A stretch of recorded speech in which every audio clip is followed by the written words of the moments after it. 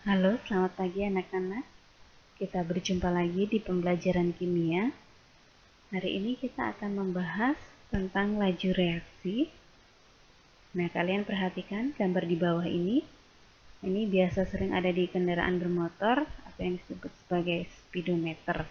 Biasanya digunakan untuk mengukur kecepatan dari suatu kendaraan dengan satuan kilometer per jam. Kalau di fisika kalian tahu kecepatan itu adalah perubahan jarak terhadap waktu. Nah, dalam kimia ada juga yang disebut sebagai laju reaksi atau kecepatan reaksi. Nah, di sini kalian perhatikan ada gambar dari larutan HCl dan larutan NaOH, masing-masing konsentrasinya adalah 2 molar. Masih ingat ya kalau molar itu adalah mol per satuan volume atau liter. Nah, di sini laju reaksi kalau dalam ilmu kimia menyatakan berkurangnya konsentrasi reaksi atau bertambahnya konsentrasi hasil reaksi setiap satuan waktu. Seperti digambarkan dalam grafik berikut, untuk konsentrasi reaktan atau reaksi dia akan semakin lama semakin turun, sedangkan konsentrasi produk itu semakin lama semakin bertambah. Jadi laju reaksi dilambangkan dengan V, itu adalah laju pertambahan produk terhadap waktu atau laju berkurangnya reaktan terhadap waktu. Jadi plus dan minus ini menandakan bahwa kalau plus itu bertambah konsentrasinya, kalau min itu berkurang. Nah, contohnya dalam ruang 10 liter direaksikan 0,1 mol gas N2 dan 0,1 mol gas H2. Setelah reaksi berlangsung selama 5 detik, tersisa 0,08 mol gas N2. Tentukan laju reaksi saat berdasarkan gas nitrogen, gas hidrogen, dan gas NH3. Nah, kita perhatikan di sini untuk gas nitrogen. Untuk gas nitrogen itu mula-mula ada 0,1 mol, sisanya tinggal 0,08. Maka laju untuk gas nitrogen itu perubahan konsentrasi gas nitrogen dibagi dengan perubahan waktu. Nah, di sini mula-mula itu 0,1 mol, sisanya 0,08 mol dibagi dengan volume, karena konsentrasi itu adalah mol dibagi dengan volume. Volumenya adalah 10 liter, seperti yang di soal. Lalu waktunya adalah 5 detik. Berlangsung selama 5 detik. Berarti perubahan waktunya adalah 5 detik. Maka didapat V-nya 4 kali 10 pangkat min 4 molar per detik. Lalu yang kedua itu adalah gas hidrogen. Nah, di sini untuk gas hidrogen kan untuk sisanya tidak ada, maka kita bisa memakai perbandingan koefisien untuk menyelesaikan soal ini. Jadi kita bisa menghitung V dari H2 itu koefisien H2 yang ditanyakan dibagi dengan koefisien N2 yang sudah didapatkan di soal yang A, dikali dengan kecepatan dari N2. Koefisien H2 ini adalah 3. Ingat angka yang di depan itu koefisien ya. Lalu N2 itu 1. Vn2 dapat dari yang A, 4 kali 10 pangkat min 4 molar per detik. Maka didapat kecepatan reaksi terhadap H2 adalah 12 kali 10 pangkat min 4 molar per detik atau 1,2 kali 10 pangkat min 3 molar per detik. Lalu yang terakhir, gas NH3. Nah, gas NH3 ini sama caranya seperti dengan yang gas hidrogen. Kita bandingkan dengan laju dari N2. Gas NH3 ini koefisiennya adalah 2. Maka 2 per 1 kali 4 kali 10 pangkat min 4. Maka didapatkan kecepatan rata-rata, kecepatan reaksi sesaat untuk NH3 itu adalah 8 kali 10 pangkat min 4 molar per detik.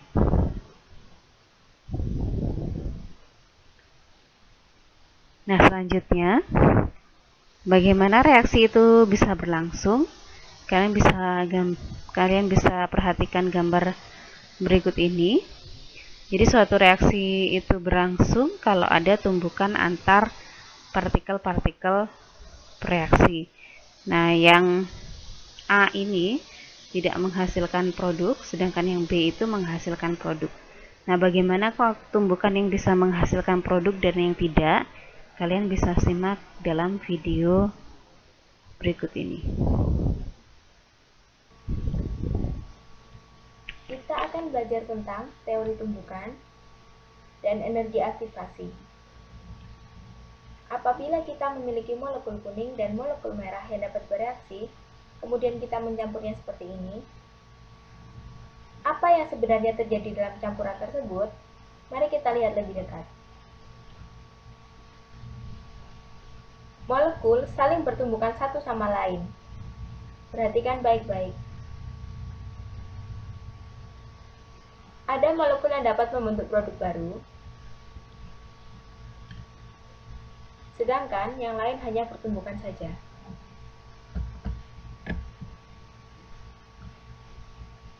Tidak semua tumbukan dapat menghasilkan produk. Tumbukan pertama tidak menghasilkan produk. Namun, tumbukan kedua menghasilkan produk.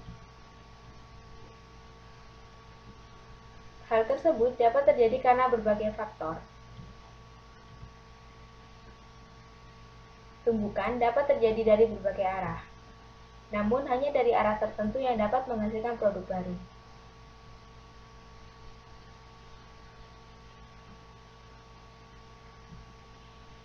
Masih ada satu faktor lagi. Ketika bermain plastisin, untuk mencampur kedua warna, kita menggunakan tenaga dari tangan. Begitu pula dengan molekul, membutuhkan tenaga yang cukup agar terbentuk produk. Tenaga tersebut disebut energi aktivasi.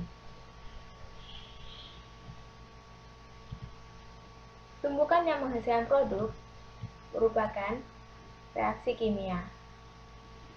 Reaksi tersebut membutuhkan energi aktivasi, sehingga tumbukan yang efektif hanya terjadi apabila memenuhi energi aktivasi.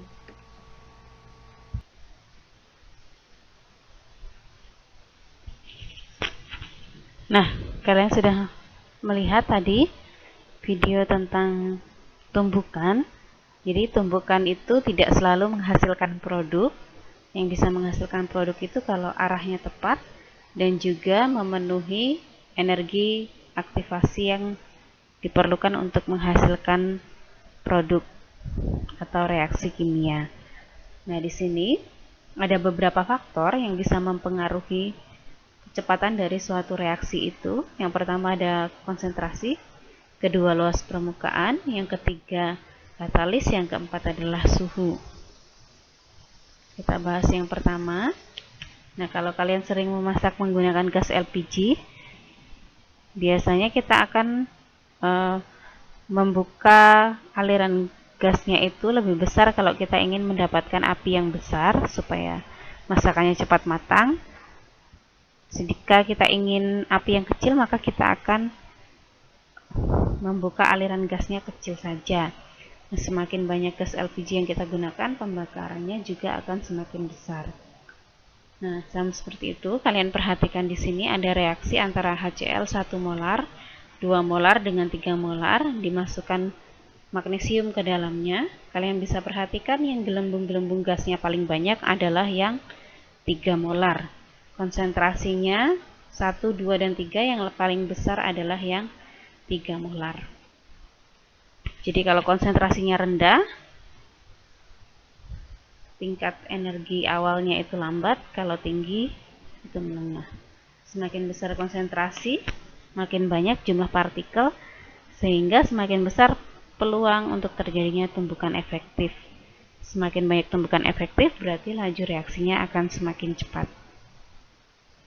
Selanjutnya, ini kalau kalian pernah memanggang ayam yang utuh dengan ayam yang dipotong biasanya akan lebih cepat matang untuk ayam yang sudah dipotong-potong. Nah, kenapa demikian? Berarti ukuran partikel itu berpengaruh terhadap kecepatan dari reaksi. Nah, di sini ada dua jenis partikel. Yang pertama keping, lalu yang kedua adalah serbuk.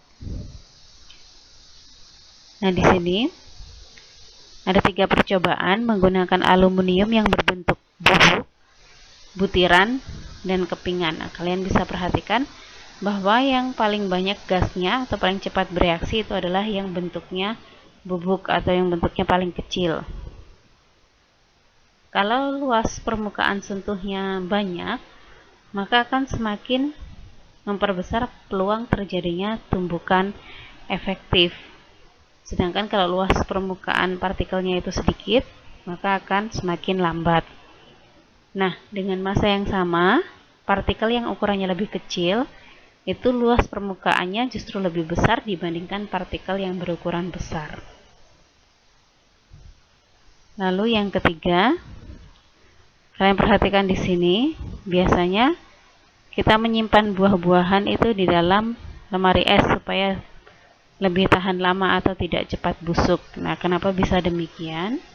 Berarti pengaruh temperatur terhadap laju reaksi. Di sini ada percobaan antara natrium tiosulfat Na2S2O3 dengan konsentrasi yang sama, lalu HCl juga konsentrasinya sama-sama 2 molar, tapi suhunya beda, ada yang 27, 37, dan 47. Nah, ternyata endapan belerang yang paling banyak terbentuk itu adalah yang suhunya paling tinggi. Kenapa bisa demikian? Kalau suhu tinggi bisa kalian perhatikan di sini molekulnya bergerak cepat. Nah, kenapa bergerak cepat? Karena energi kinetik partikelnya akan meningkat. Kalau energinya besar, maka dia akan semakin mudah bertabrakan dan menghasilkan energi yang tinggi. Sehingga semakin besar peluang untuk terjadinya tumbukan efektif. Semakin banyak tumbukan efektif, berarti laju reaksi semakin cepat. Faktor yang terakhir, nah kalian bisa perhatikan di sini, kalau memasak daging, ada orang yang menggunakan nanas atau kadang daun pepaya untuk membuat daging lebih empuk, sehingga proses memasaknya lebih cepat. Nah, atau contoh lainnya, di sini ada seorang wanita single dan pria single itu bisa menikah, ada yang disebut sebagai mak comblang atau yang berperan untuk mengenalkan keduanya. Ternyata kalau ada mak comblang itu mereka yang tadinya tidak punya kesempatan untuk bertemu jadi punya kesempatan untuk bertemu dan bisa akhirnya menikah. Nah, mak comblang ini sifatnya sama seperti katalis. Nah, di sini tadi di bagian tumbukan sudah pernah disinggung tentang energi aktivasi. Nah, energi aktivasi ini adalah energi minimal yang diperlukan untuk berlangsungnya suatu reaksi. Nah, di sini kalian bisa perhatikan kalau yang menggunakan katalis yang grafiknya warna ungu, energi aktivasinya rendah. Lalu sedangkan jalur reaksi yang tidak menggunakan katalis, energi aktivasinya lebih tinggi. Jadi katalis itu berperan untuk mempercepat reaksi dengan mengubah jalannya reaksi, di mana jalur reaksi yang ditempuh mempunyai energi aktivasi yang lebih rendah daripada jalur reaksi yang biasanya ditempuh. Jadi katalis berperan dalam menurunkan energi aktivasi suatu reaksi. Nah, katalis ini ikut bereaksi di awal, tetapi di akhir dia akan ditemukan kembali atau tidak berubah menjadi produk. Sama seperti tadi kalau mak comblang itu mengenalkan antara orang pria dan wanita, yang menikah kan yang pria dan wanitanya saja. Si mak comblangnya nggak ikut. Jadi di akhir dia tetap sendirian sebagai comblang tadi. Nah, sama seperti itu, katalis juga di akhir reaksi nanti akan didapatkan, walaupun di awal dia ikut terlibat dalam reaksi. Nah, cukup sekian materi kita hari ini. Untuk penilaian hari ini ada 2 jenis, ada kognitif dan psikomotor. Untuk kognitif, nanti akan ada kuis dengan 10 soal pilihan ganda. Kalian bisa kerjakan di Google Form, usahakan untuk mendapatkan nilai lebih dari 75. Lalu, untuk psikomotor, kalian silahkan cari informasi tentang cara pengaturan dan penyimpanan bahan untuk mencegah perubahan fisika dan kimia yang tidak terkendali. Nanti hasil penelusuran informasinya kalian bisa ketik atau di copy ke form yang akan diunggah bersamaan dengan penilaian kognitif. Jadi nanti saat diunggah form sudah ada pertanyaan untuk yang kognitif dan ada yang untuk psikomotor. Sekian penjelasan dari Ibu. Terima kasih atas perhatian kalian dan sampai jumpa di pertemuan berikutnya. Selamat pagi.